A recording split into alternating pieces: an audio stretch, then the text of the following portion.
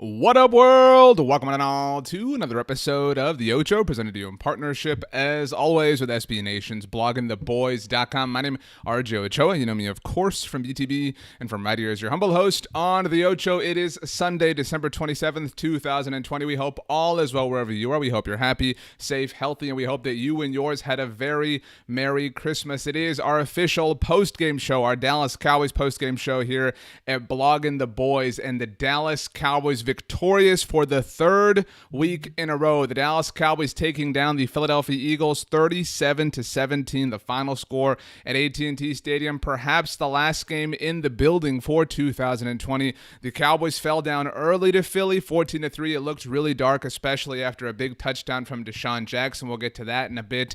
But the Cowboys managed to hold on, regroup. We found out as the Fox broadcast started the second half when Shannon Spake told us that Mike McCarthy smashed some watermelons again on Saturday night, and clearly that was effective. And you look at it, that watermelon smashing, it's become kind of a meme and kind of a joke, but the Cowboys did that before they faced the Minnesota Vikings. That was a few weeks ago, obviously. That was their first game out of the bye. In this stretch, since the Cowboys have returned from their bye, they have won 4 of 6 games. The only 2 losses coming at home on Thanksgiving Day to the Washington football team when it looked like this season was over. Obviously, Washington and Dallas both still squarely in the hunt for the NFC East title. And then they lost, about 2 weeks later on the road against the Baltimore Ravens, who were beginning their ascension back to the top of the NFL's offensive order. And so, do we believe in this Cowboys team? Do we think that they can do a lot? I don't know. I think that, we've gone back and forth. Team tank, team win the NFC East. You play to win. You focus on the next year. There's all sorts of takes. There's all sorts of mantras. There's all sorts of beliefs. I think ultimately, we're all rooting for fun. We're all rooting for interesting stories. We're all rooting for things to be wild and things to be crazy, and that is certainly the case. The Dallas Cowboys will play, theoretically, 16 full competitive games where everything was on the line. They have not been mathematically eliminated. They, again, are still alive in the NFC East. You know who is not alive, though? The Philadelphia Eagles. The Dallas Cowboys ended the Philadelphia Eagles season on Sunday afternoon at AT&T Stadium. That's right. The Eagles now with only 4 wins, with only 1 game left. Even though the Cowboys will need some help from them, the Philadelphia Eagles are officially done and will have to look forward to 2021 when their quarterback will either be Jalen Hurts full-time or Carson Wentz. Who knows? There's a lot to get into as it relates to this game. Again, so many things happen. Let's start. The first highlight to show you here, if you're watching on YouTube, Deshaun Jackson did indeed have an 81-yard touchdown. Jalen Hurts finds him about 6 minutes left in the first quarter. Just absolutely roast Cheeto Bewuze. Cheeto had absolutely no chance. This is the type of thing that we've grown accustomed to seeing, unfortunately, from Deshaun Jackson. He has gotten the better end of the Cowboys for a long time. Over a decade, Deshaun Jackson has been trolling the Cowboys. Now with multiple quarterbacks in multiple home stadiums, Deshaun Jackson has had success. I'll give it to him that at least this time he remembered to score the touchdown and not fumble the ball right in front of the goal line. Let's keep on. Let's get to some more happy highlights. Michael Gallup, who was in contention for our star of the game, his first touchdown was a beauty as the second quarter began, getting the Cowboys back in the mix, narrowing the margin 14-10. Michael Gallup, like I said, look at that elite camera work from Fox. We'll talk about that in a second. Michael Gallup, though, quickly got to work. He had a big gain a little bit after that. A few minutes later, look at this, starting at his own 35, running down the sideline, a bunch of Eagles chasing him. Michael Gallup doing all the work. And then, speaking of work, the Cowboys, as we all know, they like to feed Ezekiel Elliott. This was later on that possession. The Cowboys trailing 14-10, and Ezekiel Elliott, there's no video of this, so apologies. If you're watching on YouTube, you can see our freeze frame image. It looked like Ezekiel Elliott, who had a really great game, really looked like he scored on this play. This is a bad angle from the TV copy, but to me, to my naked eye, it looks like Ezekiel Elliott is over the line. I think that that's a touchdown for Zeke. Mike McCarthy did not challenge this. The Cowboys wound up settling for a field goal, narrowing the margin 14-13. They would ultimately start their climb back, and their ferocious climb back. In fact, let's get to that climb. Another Michael Gallup touchdown here at the end of the first half. Andy Dalton not even messing around, just looking right for him, and Michael Gallup up. Again, just a superstar, a true wide receiver one. The Cowboys have 3 of them. Dalton Schultz, as you can see, very happy for his teammate. This was a phenomenal performance by Michael Gallup. And look at that camera. Fox with the quick camera work. That is really, really, really nice to see. I hope we get more of this. Obviously, you got a lot of eyeballs because this was the Cowboys and Eagles game of the day. Let's move on. CeeDee Lamb in the second half, getting things started. Andy Dalton just finding him, and absolutely gorgeous. CeeDee Lamb, the Philadelphia Eagles wanted him. The Dallas Cowboys ended up with him. His first of 2 touchdowns on the day right here. Again, this gave the Cowboys the lead. They would never look back because, well, the offense started to really kind of click and really sing in unison. Let's take another look at this CeeDee Lamb touchdown, though, right? Oh, my gosh. This Eagles secondary is bad, and that should be said for full context with everything, but CeeDee Lamb on fire early and often in this game. Amari Cooper, though, let's take a look at his big play here. Amari, just one of the filthiest route runners in the NFL. It's hard to understand how players even have success against him. Almost scored right here. Put the brakes on. Look at that. Amari Cooper, just a thing and a work of beauty. Congratulations to Amari. Congratulations to everybody involved. Finally, our last highlight, Anthony Brown with a nice interception. Got burned early on, had a bad moment, but Anthony Brown, this, I tweeted that this iced the game. That wasn't quite necessarily the case, but this really went a long way in determining the outcome. The Cowboys would go on to score another touchdown, like I said, a handoff to CeeDee Lamb that he took to the house, but the Cowboys winning 37-17, the final score. 513 total offensive yards for the Cowboys to 477 for the Eagles. Combined, let's do this quick math here, 990, right? Is that right? This was the most yardage that the Cowboys and Eagles have ever combined for in their long-standing rivalry. 7.8 yards per play for the Cowboys to the 6.7 for the Eagles. This was a great performance from the Cowboys, but defensively not their finest hour, even though they did hold the Eagles to 17 points. Shout out, of course, to Dick LeBeau. 3 turnovers for the Eagles. Mentioned the Anthony Brown one. Randy Gregory had himself a day. We'll get there in a moment. And only 1 turnover on the day for the Cowboys. Andy Dalton just trying to do a little bit too much. You got to make those throws if you're Andy Dalton, and he didn't, and he threw an interception when he was trying to target CeeDee Lamb. 30 minutes and 38 seconds time of possession for the Cowboys. It was really just kind of a well-rounded game. Andy Dalton balled out. Michael Gallup, Amari Cooper, CeeDee Lamb. When this season started, we thought we would be saying this week in and week out. We talked about them all going for 1,000 yards, Team 40 burger, and all that stuff, and obviously that has not been the case, but this really did feel like the peak of the Cowboys' offensive powers, and it's very interesting that this happened this week of all weeks. If you have been following the story, we've been covering it for you at bloggingtheboys.com. Boise State is looking for a new head coach, and obviously Kellen Moore is one of the greatest players, people ever associated with that program's history, and so there is some thought that current Dallas Cowboys offensive coordinator Kellen Moore could be in line to becoming the new head coach at Boise State University. It would really suck to see the Cowboys lose Kellen Moore, but it would be an awesome story for football in general, college football especially, and really just life in general. But you look at it, 513 total offensive yards for Kellen Moore's offense with Andy Dalton at quarterback, no disrespect intended. That is a high mark of achievement. And so I don't know. I don't know if the Cowboys are going to lose Kellen Moore, but it sure seems like it is definitely possible. But that is a future problem. Right now, we are focusing on the here and now. The Dallas Cowboys, again, well in contention for the NFC East. Chris says, Dallas took advantage of what Philadelphia gave them. I totally agree. Jimmy says, Andy Dalton played well enough for Dallas to win. And you look at it, and that's kind of been Andy Dalton's MO. Andy Dalton is now 4-4 as the Dallas Cowboys starting quarterback. We did not get to see him finish the game, the first game against Washington. I think we all think, though, that the Cowboys probably were going to lose that game no matter what, even though Ben DiNucci had to come in. We did not get to see Andy Dalton play against the Eagles the first time around because Ben DiNucci had to play, because Andy Dalton was still dealing with his concussion. He would go on the COVID list, as we know. But 4-4 from your backup quarterback, I mean, is Andy Dalton the best quarterback in the world? No. Is he, starting caliber? I don't know. Depends how you define that. I mean, if Mitchell Trubisky's a starting caliber quarterback in the NFL, I know the Bears played well today, but if he is, then I think Andy Dalton is. I think Andy Dalton is kind of your classic, ideal version of a backup quarterback coming in and again, winning 4 of the team's last 6 games. And that was really where we got to see Andy Dalton. And we've talked about this before, but I maintain early on, Andy Dalton's first start for the Cowboys was a Monday Night Football game against the Arizona Cardinals.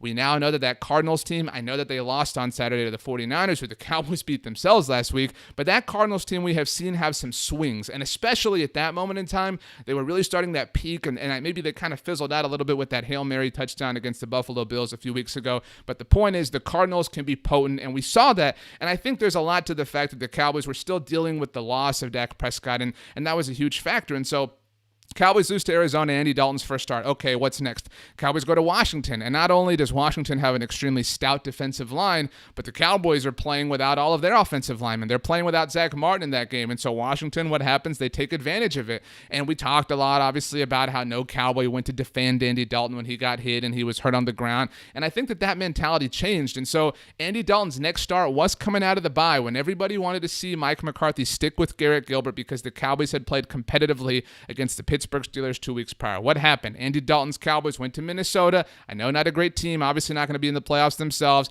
Got a nice win. Okay, what happens after that? You get some positive momentum. You lose to Washington on Thanksgiving. You lose to the Ravens, who I talked about again earlier, starting to kind of find themselves at that moment in time. We would see them on Monday Night Football themselves against the Browns. Since then, though, and I know that these teams are not high quality, but still wins are wins in the NFL, as much of a trope as that is. The Dallas Cowboys beating the Cincinnati Bengals. Andy Dalton's former team, that's worth mentioning. The Cowboys beating the San Francisco 49ers, who the Arizona Cardinals could not beat themselves. And, of course, on Sunday, beating the Philadelphia Eagles, winning 4 of their last 6. I think that's impressive. I do. I think that is... does that mean that Mike McCarthy's the best coach in the world? No, it doesn't. Does it mean that everything's perfect, everything's fine, everything's hunky-dory? No, but it means that there is something to be proud of, something to pay attention to, something to take towards the future, something to build off of. And I know we've talked about team tank, and the Cowboys have kind of played themselves out, certainly of a top 5 pick at this point. I mean, with 6 wins, you're now talking about the maybe double-digit range. And if you wind up winning the division, you're going to be picking 19th at minimum. And so at this point, after the Cowboys lost to Washington, I did a special episode of a different podcast I host, the SB Nation NFL show, with Brandon Lee Gowton, who actually runs our Philadelphia Eagles side. So T's and P's to you, BLG. I know it's a rough time losing to the Cowboys, but Brandon and I talked about at that point, after the Cowboys had gotten housed by Washington on Thanksgiving, about which teams we would want to see win the NFC East, which teams would hurt our teams the least. And so if you're talking about from a Cowboys fan's perspective, what team winning the NFC East would be best, I think Washington's the example, because they have a great defense. You look at their quarterback problems. Obviously, Alex Smith is not a long-term option. Great story, comeback player of the year. And Dwayne Haskins, certainly not the guy, getting benched on Sunday. And then apparently, I saw right before we started the stream and recording here, not even answering questions in front of the media. So a lot going on there. And so I don't want to see that team end up with a franchise quarterback. Now, if the Cowboys can wind up winning the division, I do think that there is some legitimately positive momentum to that. They will probably host the Tampa Bay Buccaneers in the first round of the playoffs. They will probably lose, but you talk about a culture that's starting to get built, starting to have some successes, starting to feel like they are different. Things aren't going to go the same way they used to go before. When you get everybody back, it's going to be a different set of circumstances, and I think that that's worth pursuing. And so kudos to Mike McCarthy for finding a way to power through. I do winners and losers every week after the Cowboys win over at bloggingtheboys.com. Lately, we've been doing only winners since the Cowboys have been winning. Again, winners of 3 in a row, which, by the way, means for the 3rd week in a row, Monday is Victory Polo Monday. But one of the people who has really kind of been part of the team's resurgence has been our star of the game. That's right. Congratulations to Dallas Cowboys defensive end Randy Gregory. An incredible story in his own right. If not for Alex Smith, I think Randy would be in the running for comeback player of the year here in 2020. But Randy balled out, absolutely went out of his mind on Sunday against Philadelphia. Michael Gallup was in contention to win this, if I'm being totally honest with you, but Randy Gregory, it's just so difficult to do what he did defensively on Sunday night. 3 forced fumbles. A hat trick's worth of forced fumbles for Randy Gregory. Certainly an impressive outing. 1.5 sacks, and he had an impressive pass deflection in the middle of all that. So congratulations to Randy Gregory. Certainly one of the highest honors that an NFL player can achieve, being awarded the star of the game by Blogging the Boys.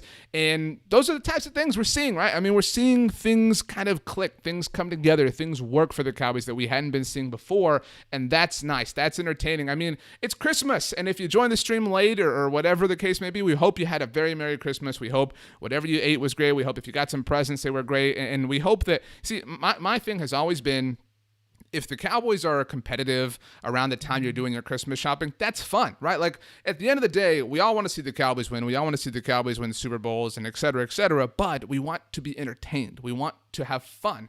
And this game against the Eagles was fun. If you can kick the Eagles' ass and end their season, that is fun no matter what the situation around the season is. And so this was a lot of fun. Now, Jimmy Vasquez on YouTube says both NFC East games are at 12 Central next week. Wonder if they will flex one of them. Here is how Week 17 works. In fact, let's start talking about Week 17. Let's move on to the remaining schedule for the entire NFC East. If you did not know this, Week 17 is full of divisional games. Every game in Week 17 is a divisional game. It's been that way since maybe 2008-ish. And the reason for this is what we're talking about. The NFL wants to have drama, wants to have storylines, and obviously generally you have division titles up for grabs, and this team has to beat that team, or that team has to beat this team, or whatever the case may be. So Week 17 is always divisional games. And until we get to Week 17, every game is scheduled for noon. If you look at the entire Week 17 schedule right now, you will see that all 16 games are scheduled for noon. The reason for that is the NFL holds off and they wait until the week and they tell you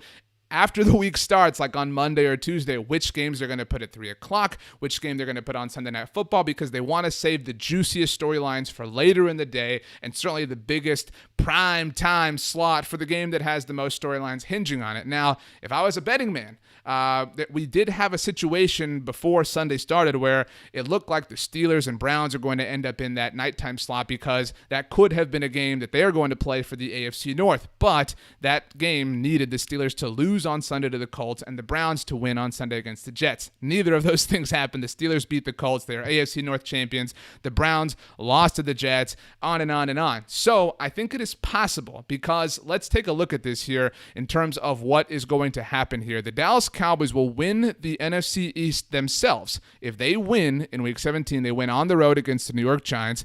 And if the Philadelphia Eagles, the team that the Cowboys just beat the Washington football team. So both of those things have to happen. The Cowboys have to win, and the Eagles have to beat the Washington football team. So because of this, Washington is obviously the team that controls their own fate more than anybody else. The Cowboys don't control their own fate because they have to have Washington lose. And by the way, if Washington loses, if Dallas gets what they need, and the Cowboys lose, that means the Giants would have won. That means the Giants themselves win the NFC East. The Philadelphia Eagles are the only team that cannot win the NFC East at this point. It comes down to Washington. If they lose, it is the winner of the Dallas-New York game. So if I had to bet, I would assume that the Cowboys-Giants game gets flexed to the afternoon slot, 3 o'clock, 4 p.m. Eastern if you're on the East Coast, wherever you are, certainly, but the later half of Sunday's games. And I would imagine, just based on the way things are kind of going right now, that this Philly-Washington game is maybe the Sunday Night Football game, because you're talking about a team in the Washington football team that controls their own destiny.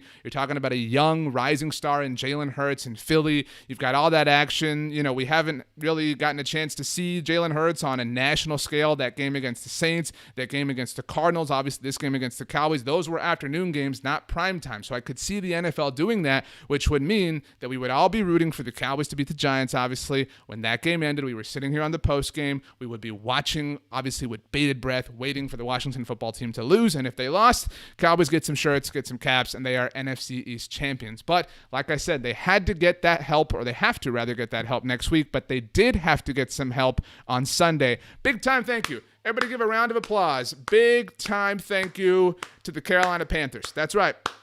When this week started, week 16, the Dallas Cowboys needed 4 things to go their way. 4 games. They had to win their 2 games. They had to beat the Eagles, which they did, check, and they have to beat the Giants. We still know that. We just went over that. They obviously need the Washington football team to lose next week against the Eagles, but before that even happened, we needed the Washington football team to lose on Sunday to the Carolina Panthers. Shout out Matt Rule. Shout out Teddy Bridgewater. Shout out Christian McCaffrey, even though he didn't play.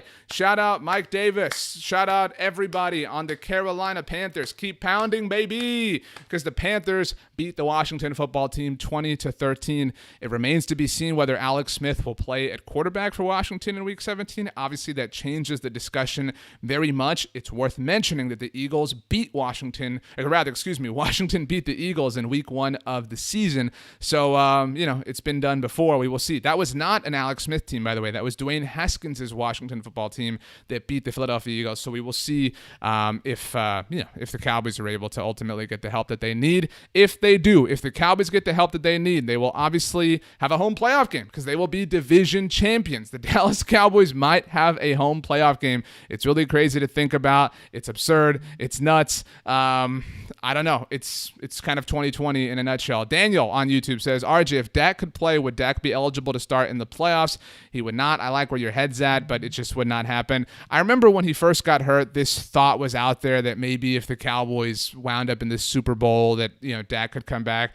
As cool as it would be, it's not going to happen. But, it would be legitimate, or it would be cool, not legitimate. It would be sweet. But look, this is fun. I'm having fun. I hope you're having fun because the Cowboys won. The Cowboys beat the Philadelphia Eagles. The Dallas Cowboys are alive. I mean, how conceivable was this on Thanksgiving, right? I mean, we're talking here a few days after Christmas, 2 days after Christmas. The last major holiday was Thanksgiving. When Thanksgiving ended, it was rough. It looked bad. I mean, we thought the Cowboys franchise and organization was broken, was dysfunctional, and a lot of the things that were true then are still true now. The Dallas Cowboys need to do a lot of looking in the mirror over the offseason. They have to figure a lot of things out. By no means are they perfect, but today, this week, up until Sunday, is a time for celebration. It's a time to be happy. Like I said, we found out from the broadcast that Mike McCarthy did the watermelon thing this week, and maybe you think that's cheesy. Maybe you think it's weird. Maybe you think it's lame. But you know what I think? I think if it works, it's super cool. I have long said that if you can get 53 dudes in one locker room to believe that the sky is orange, well, then guess what? The sky's orange because that's kind of the way this works. And I think that if you're looking for positives, if you're thinking, man, the Cowboys are 6-9, like what does this even really mean for them? What does this mean for the future? Yeah, cool. They're going to get blown out by Tom Brady in the playoffs. Okay, so what? They are a team that has banded together in spite of a number of obstacles. They have lost their starting quarterback. They have lost their starting offensive tackles. They were without Leighton Vander Esch in this game. They have one of the worst defenses to ever live. They have a backup quarterback that was, disregarded by his former team after almost a decade of playing for them. Yes, they have some positive things like one of the best wide receiver groups in the NFL, but they found a way to stick together and to get it done. And I think that that's worth a round of applause. I mean, and you know what? Look, we had a big conversation last week about Tony Pollard, and obviously he looked really great. And I think Tony Pollard looked solid in spurts on Sunday against the Eagles. But Ezekiel Elliott, I will give him a lot of props. Zeke had his best game in some time. I cannot remember the last time. And look, you can look at the numbers of it all, etc. But Zeke really just played incredibly against the Eagles. Zeke was a huge reason why the Cowboys won.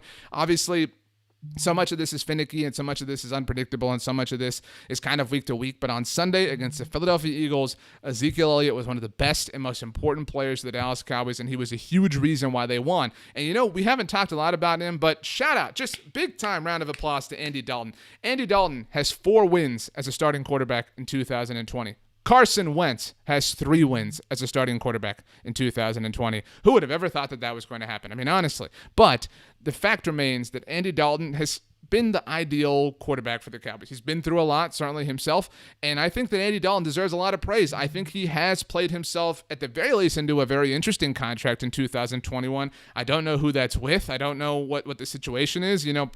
I think it all depends, obviously, on the way free agency kind of shakes itself out, how the draft goes, which teams end up with quarterbacks, etc. There was some reports back in the offseason that the New York Jets were interested in Dalton. Maybe if the Jets do draft a quarterback at number 2 overall, maybe say Justin Fields, whatever, maybe they want a Dalton in if they let go of Sam Darnold to kind of just be the bridge, start a couple of games before Fields is ready, who knows. But this, look, happy for Andy Dalton. Andy Dalton has kind of done exactly what he's been asked to do, and that is really respectable. The Dallas Cowboys are 6-9. Who would have ever thought they would have had 6 wins? It's kind of crazy and kind of unbelievable and kind of unpredictable, but that's the magic of the NFL. That's the magic of this time of year. Again, we're talking about NFL Sunday where the Browns lost to the Jets, where the Chiefs almost lost to the Falcons. I mean, it was a weird, crazy, wild, awesome, beautiful Sunday that followed an incredible Saturday, if I'm being honest. I know the Bucks blew out the Lions. I know the Cardinals lost, but that Dolphins-Raiders game was magnificent. And so to get this, this has been a weird season, all right? This has been a very, very weird season. And it has been a challenging season. And it's been a difficult season, and there's a lot that's gone into that, and there's a whole lot more. But this has been fun. We have had fun. The Dallas Cowboys have won 3 games in a row. Tell me you're not having fun. Even the most ardent team tankers, you got to smile. I mean, you got to acknowledge how ridiculously beautiful this is. As Daniel says on YouTube, the fact that we're even talking about playoffs with this record is just crazy insane. It is. It's absurd. It's stupid. It doesn't make any shred of sense. Yet it is the NFL. Let's see here on YouTube. Sanusi, I hope I'm pronouncing this correctly, says they did not drop dead. They played to win with effort. Seriously, kudos to that. Bob Sturm, the great Bob Sturm from The Ticket and The Athletic, wrote recently in The Athletic about, it's easy for us to say, tank, lose, get a top draft pick, because we can sit here and we can talk about different draft prospects and we can do all the math and we can have fun and do a bunch of mock drafts and everything like that. That's fun. And so it's easy to sit here and say that, but it is super impressive. Even though the competition has not been high quality, I'll totally agree with you there, that the Dallas Cowboys did not cave. They had every reason in the world to cave. They had every opportunity to sort of chalk this season up to, look, man, we're without Dak, we're without Tyron, we're without Lyle, Leighton keeps getting hurt. Obviously, all this stuff's going on. We have a new head coach. Everybody's saying this. Everybody thinks we suck. The NFC East is terrible. Even if we win it, who cares, whatever. They didn't say any of that. They said, no, Miss Lippy, you hold on a second. We have some pride. We're going to play with it. And even if they lose, even if they win and Washington wins, they took it all the way to the 11th hour. And for that, I think as football fans, as Cowboys fans, we are all, very grateful. So it has been a tumultuous, it has been an adventurous, it has been a calamity-filled season, a comedy-filled season in many different ways. We are promised only one more game of the 2020 Dallas Cowboys season. There is hope for games beyond that, at least one game.